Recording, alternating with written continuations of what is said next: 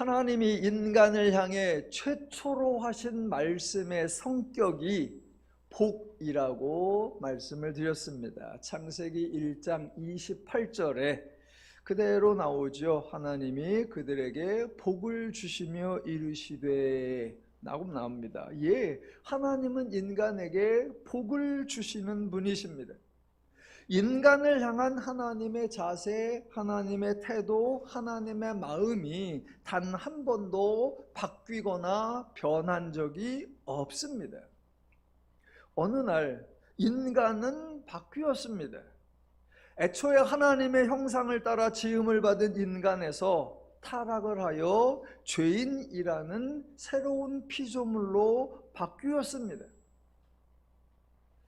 하나님에 대하여 공의로우신 하나님이라고 주장을 한다면 죄인에게는 하나님이 복을 주시면 안 됩니다. 하나님이 죄인에게 저주하거나 벌을 내리셔야 공의롭다라고 할 수 있습니다. 하지만 인간이 죄인이 된 후에 하나님이 인간을 저주하셨다라는 내용은 없습니다. 하나님이 이미 주신 은혜를 빼앗았다라는 내용도 없습니다. 또 하나님이 인간에게 벌을 내렸다라는 내용도 없습니다. 인간이 죄를 행했기에 죄의 결과가 임한 것, 그것은 성경에 명확하게 나옵니다. 하나님이 창조하신 모습과 다르게 죄인이 되어서 전혀 엉뚱하게 행동하고 엉뚱하게 반응하는 모습, 성경에서 확인할 수 있습니다. 아담과 하와가 서로에게 책임을 전가하는 모습 나오고요, 가인과 아벨의 관계에서 시기와 질투가 나오고 미움과 살인이라는 결과로 이어지는 것 확인할 수 있습니다. 이렇게 죄를 지으니까 죄의 결과가 나오는구나 라고 확인할 수 있듯이, 만약 하나님이 벌을 주셨다면 인간이 벌을 받은 것에 대한 모습, 벌을 받은 것에 대한 반응이 성경에 나왔어야 합니다. 많은 사람들이 창세기 3장에서 하나님이 여자에게 이르시되 라고 하신 말씀, 하나님이 남자에게 이르시되 라고 하신 말씀, 그 내용을 하나님이 여자와 남자에게 내린 징계나 형벌이라고 오해합니다. 만약 하나님이 사람에게 벌을 내렸다면 사람이 벌을 받아서 고통스러워하고 힘들어하고 아파하는 모습이 나왔어야 합니다. 그런데 창세기에서 아담과 하와에게서는 그런 모습을 볼 수 없습니다. 아담과 하와도 죄인이고 가인도 죄인입니다. 똑같은 죄인이라는 상태에서 가인은 살인, 그것도 친족 살인이라는 엄청난 짓을 했습니다. 하지만 하나님이 가인에게 저주를 퍼부은 적이 없고 가인에게 특별한 징계나 형벌을 내린 것도 없습니다. 또한 가인을 일정한 지역을 정해놓고 여기에서만 살아라, 여기를 벗어나면 안 된다라고 가인을 통제하거나 제한하지도 않았습니다. 그러니 가인이 하나님께 중벌을 받아서 하나님을 두려워하고 하나님을 무서워하는 모습 아닙니다. 도리어 가인은 다른 사람들이 자기를 만나서 자기를 죽일까봐 걱정을 해서 하나님께 호소합니다. 이게 하나님께 벌을 받은 사람의 반응입니까? 하나님이 가인의 모습을 보고 하도 어처구니가 없어서 가인의 요구를 묵살하고 늦게라도 가인에게 벌을 내리셨나요? 전혀 그렇지 않습니다. 이미 살인을 해본 경험자로서 이후에 다른 사람을 죽일 위험성도 있는데 하나님은 가인에게 어떤 제한을 두신 것이 아니라 도리어 다른 사람이 가인을 죽이지 못하도록 가인을 보호해 주셨습니다. 하나님의 뜻, 하나님의 마음, 하나님의 행동은 하나님의 성품에 근거한 것입니다. 하나님 이 시기에 하나님답게 행동하시는 거예요. 그것 말고 하나님이 누군가에 의하여 영향을 받거나 하나님이 무엇인가에 의하여 영향을 받지 않으십니다. 인간의 수준에 따라 하나님의 마음이 바뀌고 인간의 행동에 따라 하나님의 뜻과 행동이 바뀌는 경우 없습니다. 아담과 하와가 창조된 직후에 아직 아담과 하와가 하나님을 감동시킬 만한 어떤 행동도 하지 않았을 때에 하나님은 인간에게 복을 주셨습니다. 생육하고 번성하라 라고 하셨습니다. 똑같이 아담과 하와가 죄인이 된 이후에 인간이 마음으로 생각하는 모든 계획이 항상 악할 뿐인 그때에도 하나님은 여전히 인간에게 복을 주셨습니다. 인간이 죄악으로 말미암아 홍수라는 사건을 통해 자멸한 이후에도 하나님이 인간을 축복하신 것은 달라진 것이 없습니다. 그래서 하나님은 모든 인간과 생물들에게 창조 때와 동일하게 생육하고 번성하라 라고 다시 말씀하셨습니다. 그러니까 한 번은 타락하기 전과 타락한 후, 한 번은 홍수가 발생하기 전과 홍수가 발생한 후 어떤 상황, 어떤 처지일지라도 인간을 향한 하나님의 조치는 오직 하나, 복 주신다라는 것을 성경이 확인시켜주고 있는 겁니다. 그래서 기독교에서는 하나님이 인간을 저주하신다, 하나님이 인간을 징계하신다, 하나님이 인간에게 형벌을 내리신다, 이런 말을 해서는 안 되는 겁니다. 오직 기독교는 좋으신 하나님에 대하여 하나님은 인간을 사랑하시는 분입니다, 하나님은 인간에게 은혜를 주시는 분입니다 라고 고백할 수 있는 것입니다. 어떤 분은 제가 조금 설교에 억지가 많다라고 생각이 드실 수도 있습니다. 하나님에 대해서 좋게만 설명하려고 애를 쓰고 있다라고 여기실 수도 있습니다. 전혀 그렇지 않습니다. 하나님은 우리의 변호가 필요하신 분이 아닙니다. 제가 하나님을 보호해 드리거나 제가 하나님을 지켜 드려야 하는 게 아닙니다. 저나 여러분이나 우리가 하나님에 대한 좋은 이미지를 만들어 드리고 어떻게든 하나님이 좋은 평판이 유지되도록 지속적으로 홍보를 해드려야 하는 게 아닙니다. 저도 개인적으로 저 살기 바쁘지 제가 하나님을 챙기고 하나님을 보살피고 하나님을 어떻게 해드려야 될 여력도 없고요, 여유도 없고요, 능력도 없습니다. 인간이 하나님을 위해 드릴 수 있는 게 아닙니다. 대신 하나님이 저를 보살펴 주시고 하나님이 저를 도와주시고 하나님이 저에게 은혜를 주시니까 제가 그 하나님을 좋아하고 하나님이 주신 은혜와 복락을 누리며 살고 있는 겁니다. 자, 홍수 사건과 관련해서 제가 여러분에게 여러 번에 걸쳐서 홍수, 인간의 죄로 인한 자멸이다, 인간의 죄의 결과이다 라고 반복해서 말씀드리고 강조해서 말씀드렸습니다. 그런데 홍수 사건과 관련해서 성경에는 죄인들의 죄로 말미암아 자멸한 것이다 라고 기록되어 있는 것은 없습니다. 대신 하나님이 홍수를 내리겠다, 하나님이 쓸어버리겠다, 하나님이 멸절하겠다 라고 기록되어 있는 구절은 많이 있습니다. 그러니까 대부분의 기독교인들, 성도이든 목사이든 신학교 교수이든 선교사이든 허다한 사람들이 홍수는 하나님이 내렸다, 하나님이 죄인에게 형벌을 내리셔서 홍수로 쓸어버리신 것이다 라고 당당하게 말합니다.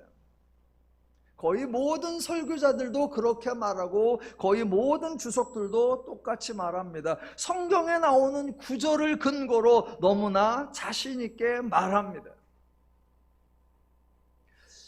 제가 모태신앙인데요, 너무 어릴 적 기억은 잘 나지 않고요. 대략 초등학교 때, 또 중고등학교 때, 또 청년 때 홍수와 관련된 많은 설교를 들었던 기억이 있고, 신학교에 와서 구약을 배웠고 대학원에서 구약을 전공하면서도 홍수와 관련된 논문을 그래도 꽤나 읽었다라고 생각하는데, 제가 들은 설교나 읽은 논문들 중에 홍수 사건은 죄인들의 죄악으로 말미암아 자멸한 것이다 라는 내용은 들어보거나 읽어보지를 못했습니다. 홍수는 하나님이 내린 징계나 형벌이 아니라 죄인의 자멸이다 라는 설교나 논문을 솔직히 저도 거의 들어본 적이 없습니다. 그럼에도 불구하고 제가 드리는 설명, 홍수는 하나님의 징계가 아니고 인간 죄의 자멸이다 라고 하는 이 설명이 결코 억지가 아닙니다. 자, 한번 잘 들어보세요. 인간이 행동을 하면 결과가 나타나지요. 너무나 당연한 내용이고 모두가 동의하고 인정하는 내용입니다.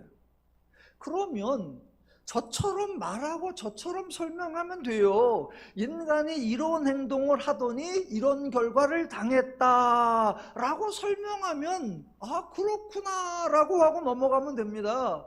그런데 성경은 그렇게 표현하지 않더라라는 겁니다. 성경은 인간이 이 행동을 했다, 그래서 하나님이 이 결과를 주셨다라고 표현해요. 아니 그냥 인간이 이런 짓을 하니까 이런 꼴을 당하지 그러면 되잖아요. 그런데 꼭 성경은 인간이 이런 짓을 해서 하나님이 이렇게 때렸다라고 표현을 하더라는 겁니다. 가장 대표적인 구절을 하나 여러분에게 소개시켜 드려 보겠습니다. 다 같이 사사기 3장으로 가보겠습니다. 오늘 성경의 표현들, 성경의 설명들을 잘 이해할 수 있는 좋은 기회입니다. 사사기 3장으로 가보겠습니다. 사사기 3장 7절입니다. 사사기 3장 7절 제가 읽어드립니다. 이스라엘 자손이 여호와의 목전에 악을 행하여 자기들의 하나님을 잊어버리고 바알과 아세라들을 섬긴지라입니다. 이것이 인간의 행동에 대한 묘사입니다. 그리고 그 다음 8절을 보시면 여호와께서 이스라엘에게 진노하사 그들을 메소보다미아 왕 구산 리사다임의 손에 파셨으므로 이스라엘 자손이 구산 리사다임을 8년 동안 섬겼더니입니다. 이것이 하나님의 조치, 하나님의 행동을 묘사하는 겁니다. 그러니까 7절에서 인간이 이렇게 행동하니까 8절에서 하나님이 이렇게 하셨다라고 소개해요. 이런 패턴이 사사기에 여러 차례 나오고 성경 전체에도 여러 차례 나옵니다. 이렇게 기록이 되어 있으니까 사람들이 성경을 읽으면서 기록된 대로 설명을 합니다. 봐라, 성경에 보니까 이렇게 나온다. 이스라엘이 악을 행하고 우상을 숭배하자 하나님이 진노해서 형벌로 하나님이 이스라엘을 이방의 손에 팔아 넘기셨다. 성경에 나오지 않느냐? 성경에 나오는 구절을 그대로 인용해서 설명을 하니까 틀린 말이 하나도 없는 것 같습니다. 자, 이번에는 한 군데만 더 보겠습니다. 구약성경 이사야 50장으로 가보겠습니다.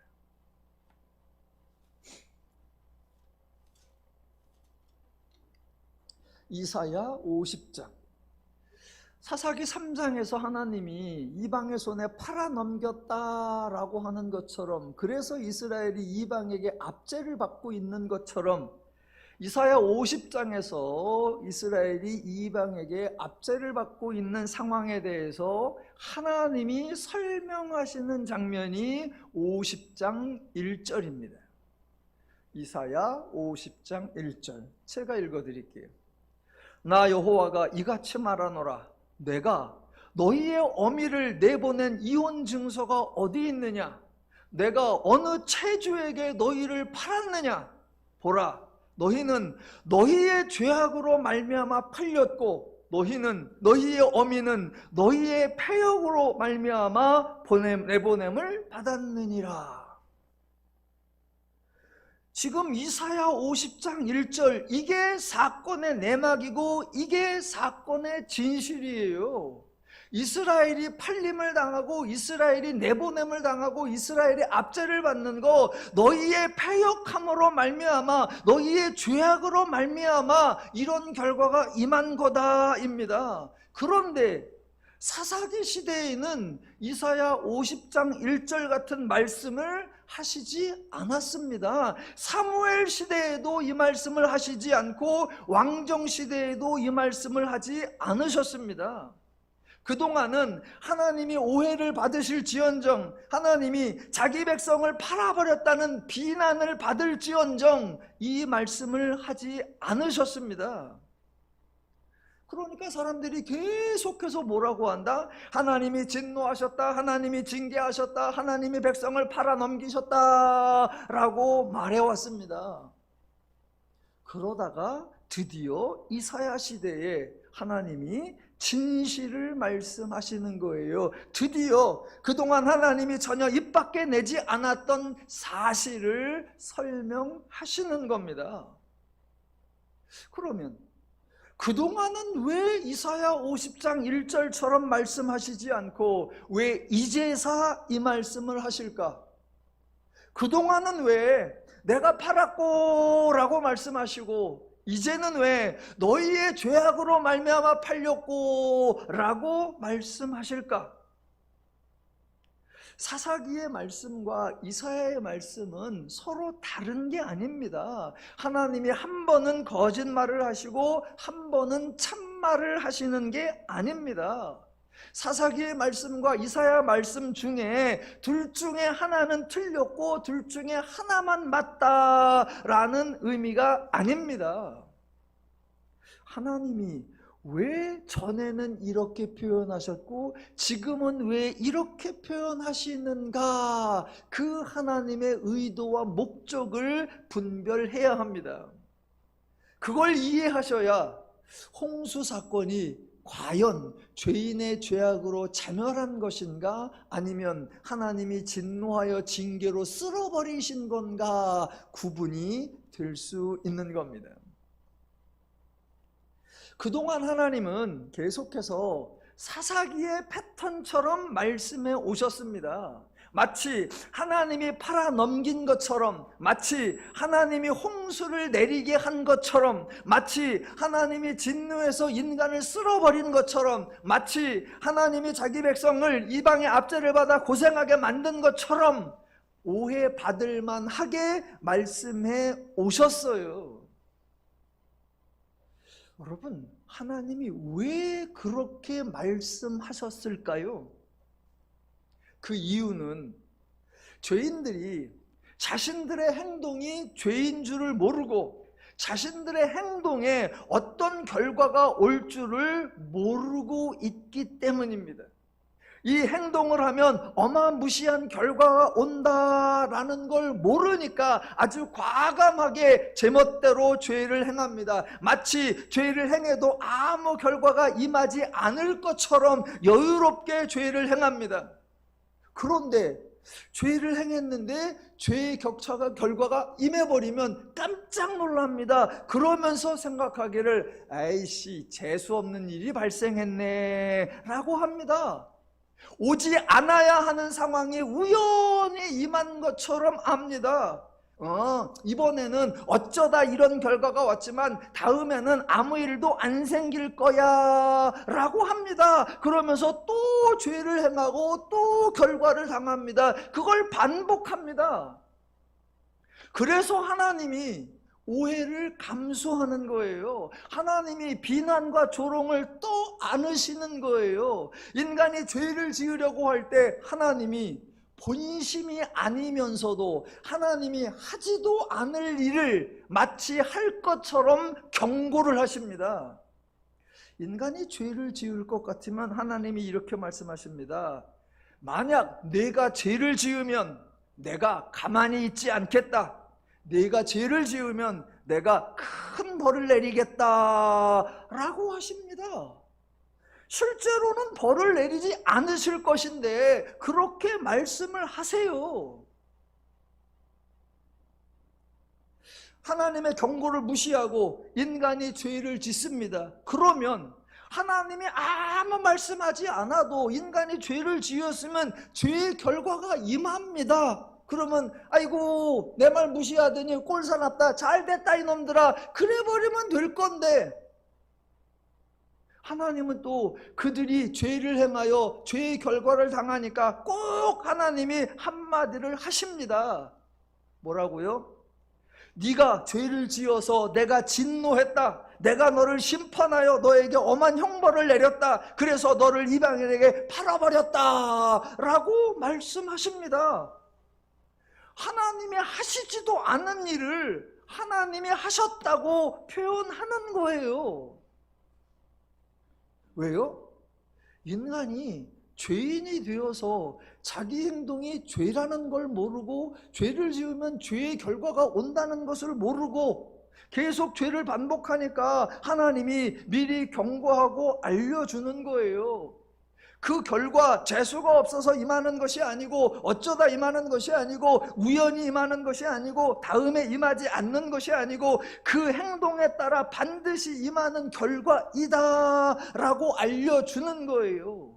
그걸 위해서 사전에 내가 벌 주겠다라고 엄포성 경고를 하시고 사후에 내가 그렇게 한 거야 라고 하나님이 선언하시는 거예요.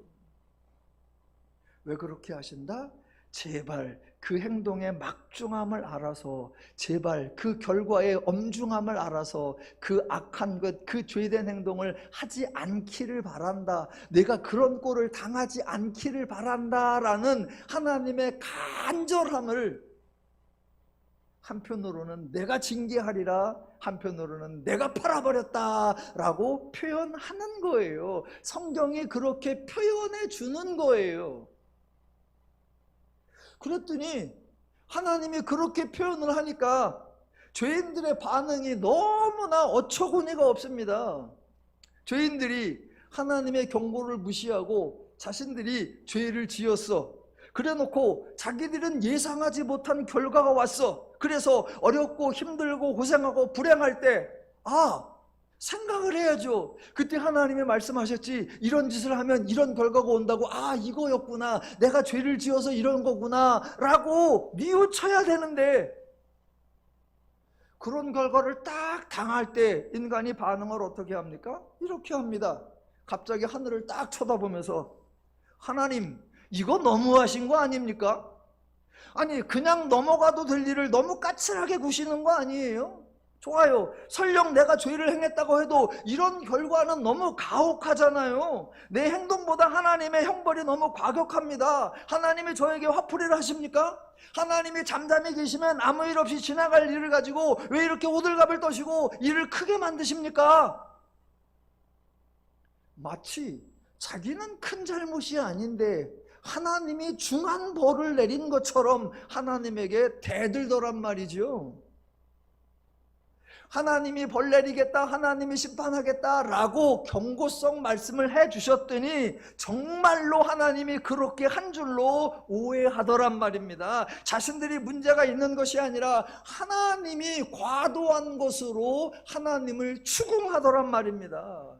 그래서 드디어 하나님이 사실을 밝히고 진실을 알려주시는 겁니다. 그동안은 죄인을 감싸주시다가 이제는 모든 것을 까발리는 것이 아니라 이전에도 제발 좀 알아들어라, 지금도 제발 좀 이해해라 라고 하나님이 호소하는 거예요. 사사기에서 내가 하겠다, 내가 벌 주겠다라고 하는 말씀의 패턴도 하나님의 교육적 말씀이었고, 이사야에서도 그게 너희들의 죄 때문이었잖아 라고 하시는 것도 죄인들에게 교육하려는 시도입니다. 여기 계신 성도님들이 부모님들로서 자녀를 양육해 보셨으니까 대부분 비슷한 심정을 이해하실 겁니다. 아이들이 무슨 행동을 하면 아이들한테 무조건 시시비비를 가리고 자초지종을 딱 짜줘서 엄밀하게 말하느냐? 아니요. 거실에 뭐가 하나 놓여 있습니다. 뭐 화분이라든가 뭐 하나 놓여 있어요. 그러면 애가 평상시에 잘 비켜 다녔어요. 그래서 그게 거기 있던 지가 벌써 몇 달째야. 그런데 어느 날은 지가 주의성 없이 휙 돌아서 가려고 하다 그걸 발로 빵 찼어. 그래갖고 새끼발가락이 부러졌어. 그러면 내가 부주의했구나 이래야 되잖아요. 그런데 뭐라고 한다? 엄마, 이걸 왜 여기다 뒀어? 그러면 엄마가 그러죠.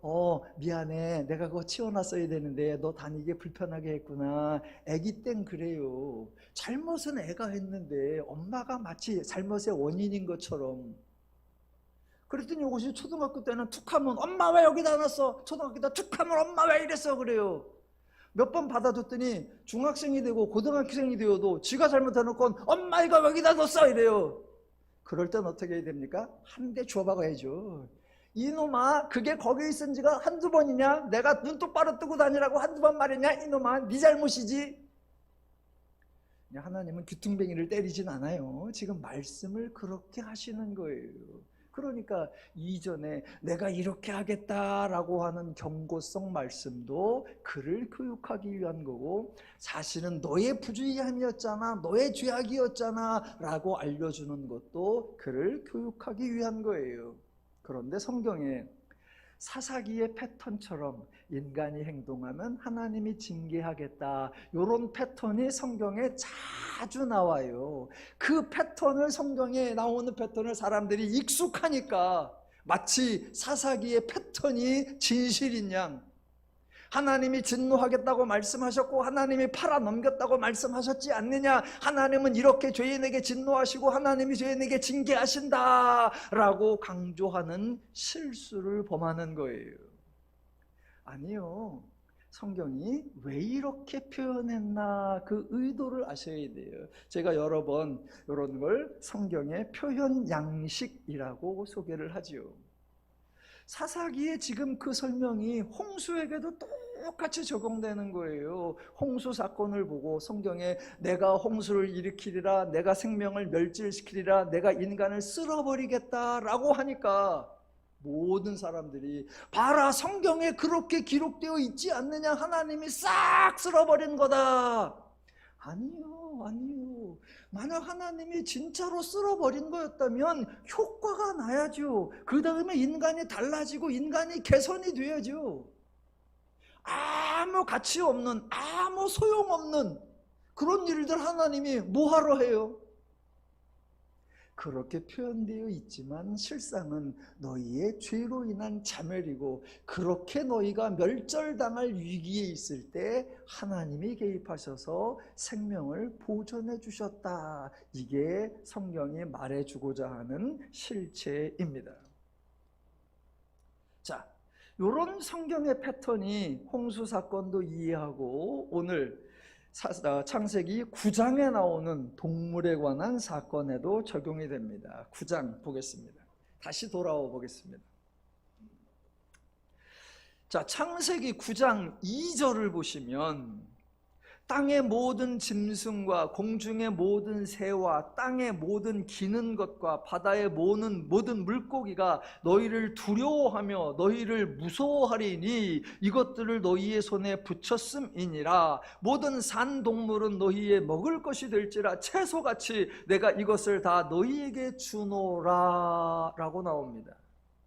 이렇게 기록되어 있죠. 기록되어 있으니까 대부분의 사람들이 이것을 보고 말하죠. 하나님이 처음에는 채소만 먹을거리로 사람에게 주셨는데 이제는 동물도 먹을거리를 주셨다라고요. 그러면 제가 질문합니다. 하나님이 왜 그렇게 하셨어? 라고 하면 아무도 대답을 안 합니다. 그거야 모르지. 근데 성경에 하나님이 그걸 준다라고 말씀하셨으니까 하나님이 지금 동물을 먹을 걸고 주신 거야 라고 말합니다. 성경의 표현 방식을 전혀 이해하지 못하고 그냥 기록된 대로만 읽어버리는 지독한 문자주의의 심각한 병폐죠. 자, 하나님이 동물을 먹을거리로 주셨다고 그 앞에 보면 하나님이 동물들을 사람의 손에 붙이셨다고 말하는데 그 앞에 보면 모든 동물들이 너희를 두려워하며 너희를 무서워하리니 라고 나옵니다. 왜 동물들이 사람들을 무서워하며 두려워할까요? 이런 내용이 나오면 원래는 어땠는데 중간에 어떤 변화가 있어서 어떻게 바뀐 건가라는 걸 파악을 해야 됩니다. 그걸 파악해야 설명이 되죠. 그런데 앞뒤 전혀 따져볼 생각은 하지 않고 그저 성경에 하나님이 동물을 너희 손에 붙였대. 그러니까 그러나 보지. 아니요. 그냥 기록된 그대로 앵무새처럼 반복하는 게 성경을 잘 믿는 게 아니고 그게 신앙 좋은 게 아니고 성경을 읽으면서 하나님이 충분히 답이 될 수 있는 내용을 널어 놓았으니까 힌트를 발견해서 잘 풀이해서 이해를 해야 합니다. 자, 보십시오. 태초에 하나님이 동물들을 창조하시고 아담에게로 이끌어 오셨고 아담이 동물들의 이름을 부른 것이 실제 동물의 이름이 되었다고 합니다. 그러면 인간과 동물의 사이가 아주 좋았던 거예요. 그러다가 변화가 일어났습니다. 동물들이 변했을까요? 사람이 변했을까요? 당연히 사람이 변했습니다. 인간이 타락하여 죄인이 된 거예요. 인간이 죄인으로 된 관계 죄인이 되어서 인간과 연관된 많은 것들이 변했습니다. 남편과 아내의 관계가 변했고 형과 동생의 관계가 변했죠. 그래서 가인이 아벨을 죽였고 그 이후 사람이 사람을 죽이는 일이 빈번했고 심지어 라멕은 작은 상처나 상함에도 상대를 77배로 보복하겠다라고 선언할 정도이고 사람이 생각하는 모든 것이 악하고 패역하고 포악하다라고 하는 존재가 되어버렸습니다. 인간을 이렇게 대하는 죄인이 오직 동물들에게만은 사정함으로 아주 애틋함으로 한결같은 부드러움으로 대했을까요? 인간이 죄인이 되어서 마음으로 생각하는 모든 행동이 악하고 포악함이 패역함이 온 땅에 가득하다고 하는데 그래서 자기 동생도 쳐 죽이는 판인데 동물들은 사랑해. 동물들은 평생 나의 반려견이야. 그래서 동물들하고는 아주 사이좋게 지내. 그러고 있을 리가 있냐고요. 그럴 리가 없습니다. 인간이 죄인으로 변했죠. 그렇다면 이제 이 죄인은 죄인이기 때문에 인간과 관계된 모든 것이 다 변했어요. 그래서 인간이 죄인이 되어서 이것도 변하고 이것도 변하고 이것도 변하고 이것도 변하고 이것도 변하고 이것도 변하고 다 변했다. 그거를 다 소개하면 성경의 두께가 2배, 3배, 4배가 돼야 됩니다. 그래서 성경은 인간이 죄인이 되어서 얘가 이렇게 달라졌어 라는 걸 2개의 관계를 대표적으로 보여줘요. 이 2개의 대표를 통해서 이 정도니 나머지 것들도 다 바뀐 거야 라고 합니다. 그 2개의 대표가 뭐냐면 하나는 하나님과 인간의 관계가 달라진 것을 보여주고 또 하나는 인간과 인간의 관계가 달라진 것을 보여주는 거예요. 자, 하나님과 인간의 관계가 달라지고 인간과 인간의 관계가 달라졌다라고 할 때 이 2 달라진 관계의 포인트가 뭐냐면 두려움, 무서움이에요. 아담이 범죄한 후에 하나님이 찾아오셔가지고 아담아 내가 어디 있느냐라고 했을 때 아담의 대답이 뭐였죠? 내가 두려워하여 숨었나이다 였습니다. 가인이 동생을 죽인 후에 하나님께 호소한 내용이 뭐죠? 혹시 사람들을 만나면 사람들이 나를 죽일까 하여 내가 두렵다라는 거예요. 즉 죄인이 된 후에 사람은 하나님에 대하여나 다른 사람에 대하여 무섭고 두려움을 느꼈습니다. 사람은 두려움을 느끼기만 할까요? 아니요. 자기보다 강한 존재에 의해서는 두려움을 느끼지만 자기가 강자이고 자기보다 약한 존재에게는 두려움을 느끼게 하는 존재 양식, 행동 양식입니다. 그러니 하나님 때문에는 인간이 두려워하고 인간 때문에 동물들이 두려워하고 무서워하게 되는, 그게 죄인의 변화에서 나타내주는 설명이에요. 그런데 그것을 이번에도 성경은 뭐라고 소개한다? 인간 네가 죄인이 되어서 네가 강포하고 네가 패역하고 네가 포악해서 너를 바라보는 동물들이 너를 무서워하고 두려워해 라고 저처럼 솔직하게 설명하지 않고 성경은 에둘러서 표현하는 거예요. 내가 이것들을 너희의 손에 붙였다. 그래서 그들이 너희를 무서워하고 두려워할 거다. 너희는 모든 산동물을 먹을 것으로 줄지라 채소같이 내가 이것을 너희에게 주노라 라고요.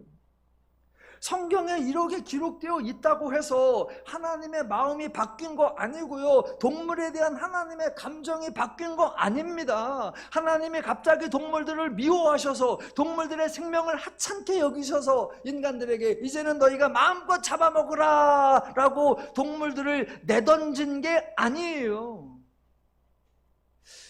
그래도 인간은 동물들에게 겁을 주지 않고 인간 동물들과 사이좋게 지내려고 했는데 하나님이 동물들을 사람의 손에 붙여서 하나님이 동물들을 잡아먹으라고 해서 어쩔 수 없이 하나님 때문에 인간과 동물이 적대관계가 되었다. 아니요. 전혀 그렇지 않습니다.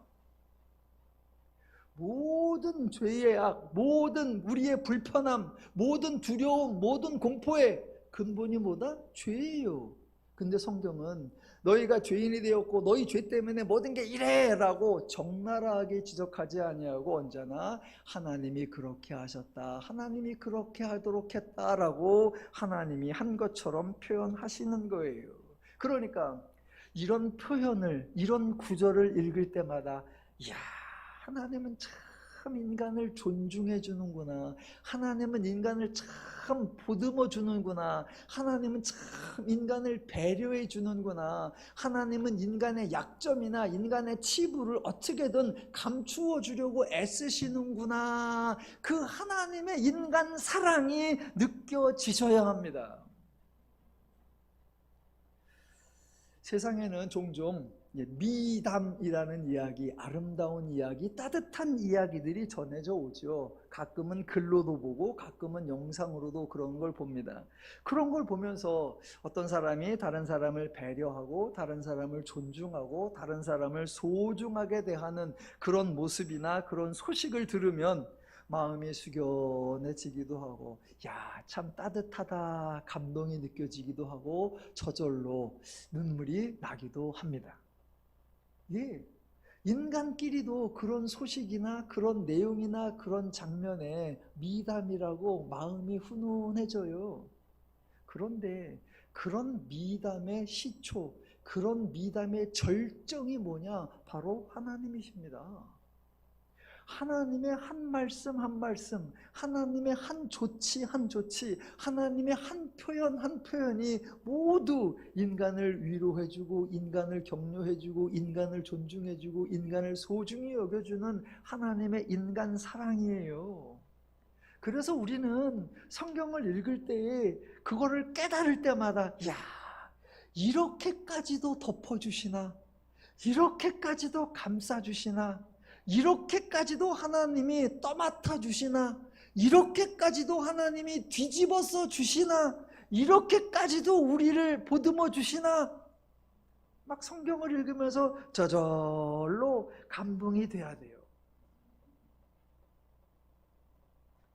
그런데 그런 감동은 온데간데 없고, 하나님이 진노했다고 했잖아, 하나님이 쓸어버린다고 했잖아, 하나님 멸절한다고 했잖아, 하나님 무서운 분이야, 하나님 살벌한 분이야, 성경이 뭐라 그랬어? 네 행한 대로 갚아주리라 라고 했잖아. 하나님 두려워해? 하나님이 다 보고 있어. 미담은 온데간데 없고 살벌해지죠. 아니요, 우리 하나님은 아주 따뜻한 분이세요. 우리 하나님은 아주 친절한 분이세요. 우리 더누린교회 성도 여러분은 하나님을 더 많이 알아서 하나님 때문에 여러분의 마음도 훈훈해지고 여러분의 관계하는 모든 사람과 함께 더 화목하고 더 평안하고 더 행복하게 살아가시기를 주님의 이름으로 축원합니다. 자, 오늘 본문의 내용이 방주에서 나온 노아가 포도주를 마시고 취해서 실수를 했고 그와 관련하여 세 아들들의 반응이 나옵니다. 사람들은 이 본문에서 과연 노아의 실수가 무엇인가, 아들들의 행동은 어떤 것인가, 여기에 관심을 갖습니다. 저는 오늘 조금 초점을 바꾸어서 노아가 한 말은 과연 무엇인가 살펴보려고 합니다. 성경을 하나님의 말씀이라고 하지요. 그렇다고 성경에서 오직 하나님 말씀만 담겨 있는 것 아니죠. 성경에 하나님 말씀이 나오고 사람의 말도 많이 나오고요, 심지어는 사단의 말도 성경에 있고요, 더 심지어는 동물이 한 말도 성경에 나옵니다. 하나님의 말씀이라는 표현은 하나님의 담화문이 아니라 하나님이 인간과 대화하고 하나님이 인간에게 알려주고 설명하는 모든 의미를 포함합니다. 대화이고 설명이기 때문에 기계적으로 문자적으로 받아들이면 큰 오해가 발생하니까 하나님이 왜 이 말씀을, 언제 이 말씀을, 누구에게 이 말씀을, 왜 이런 방식으로 이 말씀을 하시는가 잘 분별해야 합니다. 자, 그 중에 오늘은 하나님이 말씀하신 것이 아니라 사람이 한 말에 대해서 한 가지를 확인해 보려고 합니다. 창세기 1장과 2장에서는 하나님이 창조하시는 내용이 나오니까 당연히 하나님만 말씀을 하십니다. 그리고 2장 끝에서 성경 전체에서 인간이 가장 먼저 최초로 하는 말이 나오는데, 아담이 하와를 만났을 때 한 말, 이는 내 뼈 중에 뼈요 살 중에 살이라, 이것을 남자에게서 취하였은즉 여자라 부르리라. 이게 인간이 한 첫 번째 말로 성경에 나오고요, 그 다음 3장에 가보면 여자가 뱀과 대화를 하고, 그 다음에는 인간이 선악을 알게 하는 나무의 열매를 먹은 후에 하나님이 찾아오셔서 남자에게 질문하니까 남자가 대답하고 여자에게 질문하니까 여자가 대답하는 이야기가 나오고요, 4장에서는 동생을 죽인 가인에게 하나님이 찾아오시니까 가인이 내가 동생을 지키는 자이니까 투정 부리고 대들고, 나중에는 사람들이 나를 죽일까 봐 겁납니다 라고 하나님께 하소연하는 장면이 나옵니다. 죽임을 당한 아벨은 한마디도 한 적이 없고, 대신 아벨을 죽인 가인의 후손 중에 7대 후손 라멕은 두 아내를 앞에 세워놓고 아주 강포한 말을 쏟아낸 것이 나옵니다. 그리고 5장에 가면 기독교에서 그렇게 존중하는 에녹이 나오는데, 에녹도 아벨처럼 한마디도 하지 않습니다. 6장부터 홍수에 관련 이야기가 전개되고 핵심 인물이 노아인데, 6장에서도 7장에서도 8장에서도 방주를 만드는 때부터 방주에 들어가고 방주에 머무르고 방주에서 나올 때까지도 노아는 한마디도 하지 않습니다. 9장에서 하나님이 노아와 후손과 모든 생물들과 언약을 맺으시는 말씀이 길게 나오는데, 이때에도 노아는 일체 말이 없습니다. 하나님이 그렇게 언약을 맺어주시면 노아는 감사해서 그저 딱 한마디 네 라고 대답을 할 만도 한데 그것도 하지 않습니다. 아니 가인 같은 놈도 말을 하고 라멕 같은 놈도 말을 해서 성경에 기록이 나오는데 아벨도 에녹도 노아도 한마디도 하지 않았습니다. 제가 성경을 읽으면서 어떨 때는 하나님 말씀만 골라서 표시를 해요. 여호와께서 이르시되, 그런 거는 빨간 박스를 치고, 또 가끔을 보면 뭐 아브라함이 말하되, 그러면 또 사람이 한 말은 또 박스를 치고, 그래서 하나님이 하신 말씀과 사람이 한 말을 구분해서 성경을 이렇게 읽어보기도 합니다. 근데 재밌어요. 하나님이 하시는 말씀은 대부분 내가 이것을 하겠다, 내가 이렇게 하겠다라고 하나님이 하실 일에 대한 선포이자 설명을 하십니다. 읽어보면 모두 인간에게 유익이 되는 아주 소중한 내용들이에요. 그런데 인간이 한 말을 이렇게 골라보면 인간이 먼저, 인간이 스스로, 인간이 뭔가 의지를 담아서 내가 이렇게 해야지라고 인간의 계획이나 소망을 말한 적은 거의 없습니다. 창세기 1장부터 9장까지를 보시면 지금까지 대표적 등장인물이 아담, 하와, 가인, 아벨, 라멕, 에녹, 노아인데, 아담과 하와, 가인은 주로 대답을 했고 그 대답은 대부분 변명이거나 투정이거나 호소였죠. 아벨이나 에녹이나 노아는 아예 말이 없습니다. 그래서 사람이 한 말은 별로 의미가 없습니다. 특별한 중요성이나 가치가 없어요. 우리가 기억하고 명심해야 할 내용이 없습니다. 명언도 아니고 잠언도 아니고 의미 있는 말도 아닙니다. 그 중에 하나, 사람이 한 말 중에 이건 좀 독특하다라고 하면 그게 라멕의 말인데, 라멕은 하나님이 물은 적이 없으니까 대답이나 변명이 아니고 그냥 자기 혼자 하는 말인데, 만약 누군가가 나를 상해하거나 누군가가 나를 다치게 하면 내가 77배로 보복하리라, 아주 떵떵거리는 말, 차라리 성경에 나오지 않았으면 더 좋았겠다라고 하는 매우 강포한 말, 패역한 말, 포악한 말을 떠버립니다. 드디어 창세기 9장에서 인간이 아주 의미 있는 말을 하는 장면이 바로 오늘 본문입니다. 주인공은 노아예요. 그런데 여러분 다 아시는 장면인데 장면이 아주 추해요. 인류가 멸절당하고 유일하게 보존된 인류의 대표로서 노아가 등장하는데 아주 폼나는 상황이 아니고 인류사에 길이길이 기억될 소중한 메시지를 발표하는 게 아닙니다. 포도주를 마시고 술이 취해서 추태를 부렸습니다. 아니, 술을 마시려면 혼자 마시든가, 주변 사람들하고 마시려면 조용히 마시든가, 은밀하게 마시든가, 주사를 해도 남들이 눈치 안 채게 하든가 그래야지. 아주 요란하게 소란을 피웠습니다. 오죽하면 자녀들이 들어가서 상황을 정리해야 할 정도였습니다. 오늘 주목하려고 한 것은 도대체 노아가 어느 정도 잘못을 한 거냐, 또는 그 아들 중에 셈은 무슨 악행을 했고 셈과 야벳은 무슨 선행을 저질렀느냐가 아닙니다. 잘 보세요. 이 장면에서 원천적으로 사고를 친 사람은 노아예요. 자, 성경이 술 먹는 걸 허락하느냐 금지하느냐 그런 거 떠나서, 노아가 잘했느냐 잘못했냐 그런 걸 떠나서 술 취해서 옷 벗고 가족들에게 신경 쓰이게 한 거, 그거 칭찬받을 만한 일은 아닙니다. 자, 노아의 이 행동 때문에 아들들이 상황을 정리하는 과정에 함의 행동과 셈과 야벳의 행동이 일어난 거예요. 함은 아버지의 하체를 보고 밖으로 나가서 그의 두 형제들에게 알렸고, 셈과 야벳은 옷을 가져다가 자기들의 어깨에 메고 뒷걸음쳐 들어가서 그들의 아버지의 하체를 덮었으며 그들이 얼굴을 돌이키고 그들의 아버지의 하체를 보지 않았다라고 합니다. 드디어 9장 24절, 노아가 술이 깨어 그의 작은 아들이 자기에게 행한 일을 알고 이에 이르되, 여기서 질문, 여러분이 노아라면 이 장면에서 무슨 말씀을 하시겠습니까? 그냥 경험을 한번 해보십시다.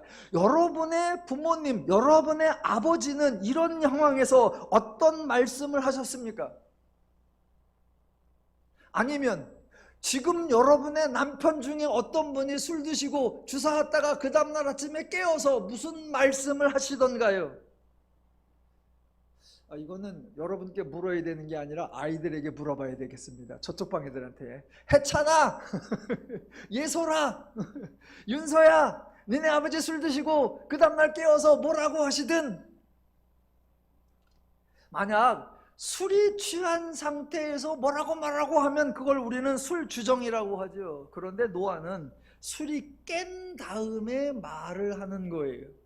자, 한번 저 여러분이 예상을 해보겠습니다. 자, 내가 지난밤에 술 먹고 취했어. 그래갖고 옷도 벗고 자고 이런저런 추태를 부렸나 봐. 그리고 나서 나는 자서 몰라. 그랬더니 아침에 깨보니까 뭔 일이 있었대. 그걸 다 파악을 했어. 자, 그때 이 노아는 무슨 말을 해야 할까요? 제가 생각하기에는 일단 자신의 행동에 대한 사과이었어야 합니다.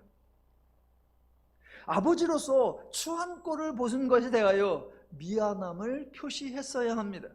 동시에 아내와 자녀들에게 아주 정중하게, 아주 깍듯하게 진심을 모아 유감을 표현했어야 합니다. 누가 보아도 반성하고 있는 듯한 모습으로, 누가 들어도 참회하는 듯한 목소리로 자기 때문에 불편함을 겪은 사람들에게 용서를 구하거나 양해를 해달라는 그런 사과의 표현을 했어야 합니다. 그런데 노아가 한 말은 저와 여러분의 예상을 완전히 빗나갑니다. 한번 들어보시죠. 25절. 이에 이르되 가나안은 저주를 받아 그의 형제의 종들의 종이 되기를 원하노라 하고, 또 이르되 셈의 하나님 여호와를 찬송하리로다. 가나안은 셈의 종이 되고 하나님의 야벳을 창대하게 하사 셈의 장막에 거하게 하시고 가나안은 그의 종이 되게 하시기를 원하노라 하였더라. 이게 무슨 말입니까? 아니, 인간이 다른 인간에게 저주를 하면 안 됩니다. 심지어 아버지가 아들에게 저주를 퍼부으면 안 됩니다. 설령 자식이 패륜적인 행동을 했을지라도 부모는 자식에게 저주를 퍼부으면 안 됩니다. 그런데 지금 이 장면에서 아버지가 원인을 제공했는데 그 원인 제공자 당사자가, 그것도 부모가 자식에게 어떻게 이런 말을 합니까? 자기 자녀에게 저주를 받아라고 하고, 어떻게 부모가 자녀들 사이를 이간질시켜서 형제들끼리 종의 종이 되라라고 합니까? 여러분, 지금 이 말은 노아가 한 말이에요. 노아가 한 말. 절대로 하나님이 하신 말씀이 아닙니다. 하나님이 노아에게 주신 예언의 말씀도 아닙니다. 오늘 이 사건에, 오늘 이 장면에 하나님은 전혀 나타나지 않습니다. 하나님은 나타나지도 않았고, 하나님은 말씀도 하지 않았고, 하나님은 어떤 조치도 하지 않았어요. 하나님이 노아에게 은밀하게 네 자녀들에게 앞으로 이런 일이 발생할 거다라고 예언의 말씀 준 적 없습니다. 노아야, 이참에 네 자식들 훈계를 단단히 하라 라고 조언을 하지도 않았고요. 예, 지금 하나님이 이 장면에 개입한 적이 없습니다. 하나님은 이 사건에 말씀하신 적이 없어요. 지금 완전히 그냥 노아의 말이에요. 그래서 오늘 설교 제목이 노아가 이르되예요. 아니, 어떻게 인간이 인간에게, 어떻게 부모가 자녀에게 이런 말을 합니까? 이 설명을 하기 위해서 제가 설교 전반부에서 하나님이 인간을 대하시는 말씀의 성격은 복을 주시며이다 라고 했습니다. 죄가 지기 전에도, 죄를 지은 후에도, 홍수 나기 전에도, 홍수가 난 후에도 하나님의 인간을 향한 마음과 자세와 태도는 변한 적이 없다. 하나님은 인간을 복을 주신다라고요. 예, 하나님은 인간에게 저주의 말씀을 하신 적이 없습니다. 하나님은 인간에게 강포의 말씀도 하신 적이 없습니다. 그런데 인간에게 저주를 쏘아받는 게 누구냐? 인간이고요. 인간이 인간에게 강포한 말을 쏟아내는 게 누구냐? 바로 인간이에요. 그래서 앞에서 라멕이 나에게 해를 가거나 나에게 상함을 준다면 나는 그를 77배로 갚아주리라, 패역한 강포의 말을 쏟아놓는 모습이 성경에 나왔고, 지금 실수는 자기가 해놓고 원인 제공 자기가 해놓고 자기가 자기 자녀에게 저주를 받으라 라고 말하는 인간의 무서움과 잔악함과 살벌함을 성경이 소개하는 거예요. 제가 설교 준비하면서 두 가지를 놀랬죠. 첫 번째, 인간이 이런 말을 하는구나. 노아가 이런 말을 하는구나. 하나님도 하시지 않는 말을, 하나님은 인간을 너무나 존중해서 인간에게 불편하고 인간에게 위해가 될 말을 하나님은 하지 않는데, 인간은 너무나 서슴지 않고 강포한 말과 저주의 말을 쏟아내는구나. 노아의 말이에요. 첫 번째 그걸 놀랬고요. 또 하나는 노아가 그렇게 말을 했다고 하니까 대부분의 주석들이나 대부분의 논문들이 뭐라고 하느냐, 이 말씀이 하나님 말씀인 줄로 알아요. 하나님이 노아를 통해 이렇게 예언한 줄로 알아요.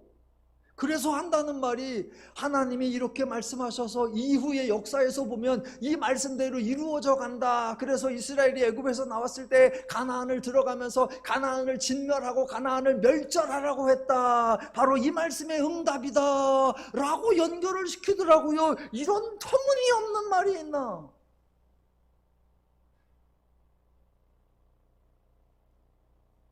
이거 하나님 말씀 아니에요. 노아의 말이에요. 여러분, 노아가 이렇게 말할 자격이 있습니까? 노아가 이렇게 말한다고 해서 자녀들의 삶에 이렇게 이루어지나요? 노아가 그런 능력이 있습니까? 아니면 노아가 말을 했기 때문에 하나님이 그렇게 이루어지십니까? 앞에 보니까 노아는 의인이요 당세의 완전한 자라고 했어. 그러니까 노아는 하나님의 심정하고 똑같은 거야. 그래서 노아가 하는 말은 곧 하나님의 말씀이야. 그러니까 노아의 말은 곧 예언이야. 그러니까 노아의 말대로 하나님이 이루어 주신 거야. 아니요. 이거 누구 말이다? 그냥 노아의 말이에요. 노아의 말. 하나님은 인간에게 저주를 하시는 분이 아니십니다.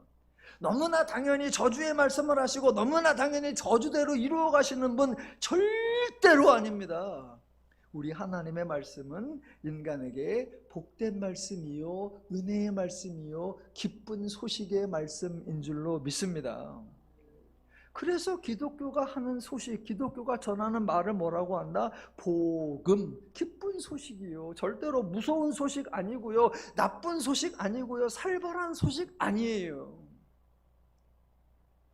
그래서 창세기 1장부터 9장까지 중에 두 가지가 확 대조가 되는 거예요. 하나님은 인간을 도우시고 말도 인간에게 유익하게 하시고 복되게 하시고, 그런데 죄인들은 행동도 서로 강포하게 하고 말도 서로 무섭게 하고 서로 저주를 쏟아부어 사람이 사는 대로만 두면은 인간은 도무지 화목하고 평안할 수 없구나. 그래서 하나님이 개입하셔서 하나님이 은혜를 주고 하나님이 은혜를 주어 저들을 변화시켜서 저들이 자유와 평화와 안식을 누리며 살 수 있도록 내가 도와줄게, 내가 일할게. 이게 하나님의 복음, 하나님의 복된 사역인 줄로 믿습니다.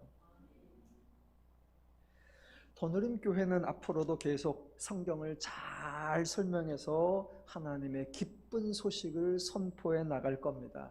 더누림 성도 되신 여러분들께서는 하나님을 더욱 많이 알아가시고 하나님에게 위로받으시고 하나님에게 세힘 받으시고 하나님의 말씀으로 능력 받으셔서 늘 범사에 항상 하나님의 복락을 누리며 사시기를 주님의 이름으로 축원합니다. 기도하겠습니다.